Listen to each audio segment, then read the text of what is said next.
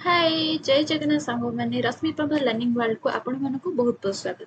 तो आम ए पढ़ा समास। तो समास पढ़ा पूर्व आम प्रथम आलोचना करवा कि समास क्या कह। ठीक अच्छे समस्त मन में आसुव क्वेश्चन कि समास एक्चुअली कौन से केते प्रकार कौन कौन आम देखिए जापर जे यहाँ समास बोली। तो चलतु आम समास डिस्कसन करें।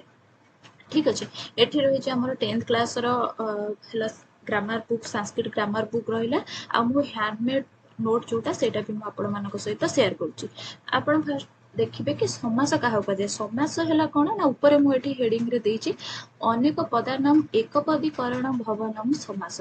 ठीक अच्छे अनेक पदानाम एकपदी भवनम समास माने अनेक पद गुड़ी को लेकिन गोटे पदरे परिणत करने को कौन कहुए ना समास कहुए। आउ गोटे कौन ना सिंपल रे बुझिया बड़ वाक्य को छोट करने ही समासर मुख्य उद्देश्य। ठीक अच्छे वाक्य को संक्षिप्त और श्रुति मधुर करने ही समास। साधारणतः समास केते प्रकार ना 6 प्रकार कौन ना द्वंद्व समास दिगु अव्ययभाव समास तत्पुरुष समास बहुब्रीहि समास कर्मधारय समास।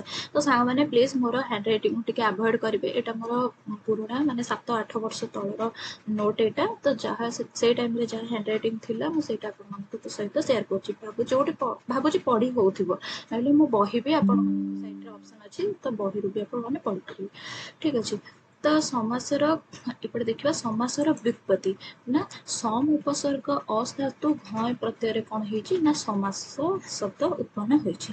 तो फास्ट आम आसला कौन ना द्वंद्व समास। तो आम देखा द्वंद्व समास क्या कहला उभय पद प्राधान्य विशिष्ट दुई बा ततोधिक पदर समष्टि कौन हुए ना द्वंद्व समास होता है। उभय पद प्राधान्य विशिष्ट समास कौन उभय पद कौन उभय पद देखो आप गोटे एग्जांपल देवी उभय पद मान कौन ना राम गोविंद राम आ गोविंद तेणु राम गोविंद माने राम है पूर्व पद ये है उत्तर पद आपको कहते उभय पद। ठीक अच्छे उभय पदर प्राधान्य विशिष्ट दुई बा ततोधिक पदर समष्टि को कौन कहुए ना द्वंद्व समास कहुए। द्वंद्व माने ओ एवं जोटा लगे सेटा। तो द्वंद्व समासर विग्रह वाक्य ओ कि एवं माने जोटी थिबो सेठी च संस्कृत रे चर व्यवहार करा जाय सेथिरे। तो ताको कोन कुआ जाय ना द्वंद्व समास कुआ जाय। साधारणतः ओडिया आ संस्कृतर समास विषयटी मुख्यतः प्राय समान। ठीक अच्छे जदि आप ओडियार समासटा को भी जदि आप जानी दौरान ताले संस्कृतर समास आपण पई इजी हबो नले संस्कृतर समास जदि पढ़ी दौरान ताले ओडियार समास मध्ये तुम पई इजी हबो। तो देखो प्रायतः से माने समान थांती। तो इतर इतर द्वंद्व माने ए जो द्वंद्व समासटा 3 प्रकार विभक्त कराई गोटे इतर इतर द्वंद्व समास समाहार द्वंद्व समास एकशेष द्वंद्व समास। तेणु आसतु देखा इतर इतर द्वंद्व समास कौन दुई बा ततोधिक पदर समाहार को इतर इतर द्वंद्व समास कहुए। शेष पद जो लिंग होता है समस्त पद से लिंग होता है जमी राम गोविंद राम और गोविंद राम गोविंद रामच गोविंदच।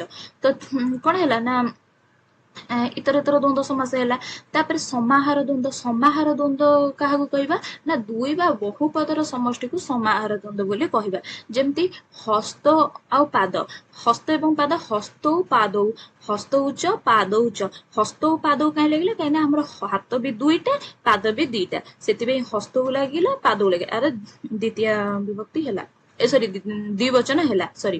तापरे कर्ण नासिक कर्ण उच्च नासिक उच्च। तो कर्ण नासिक आम मैंने जानी दीटा तेणु कर्ण उच्च नासिक उच्च आसला जोटी च शब्द व्यवहार कराए सेठी है कौन ना द्वंद्व समास बोली कहुए।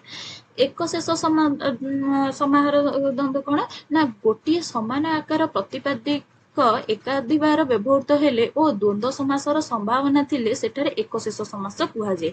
एवं साधारण समान आकार स्त्रीवाचक पद सहित पुरुषवाचक पदर द्वंद्व समास हेले सेठारे पुरुषवाचक पद रुहे माने एटे पुरुषवाचक ही रहिबो। जेमती भ्रातरौटा कौन हम ना भ्राताच भगिनीच तो सेटा हम कौन ना भ्रातरौ हम। ठीक अच्छे तेणु ये भ्राता भगिनी रहा कि पुरुषवाचक हम से रहा कौन भ्रातरौ रहा। तेणु सांग मैंने एबे आमे पढ़िले कौन ना द्वंद्व समास। जदि मोर भिडियोटी भल लगी ताले लाइक करेंगे चैनल को सब्सक्राइब करेंगे आउ कौन नुआ भिडियो मु पकेबी मते कमेंट करी जनइबे। ठीक अच्छे तेणु धन्यवाद रहिली।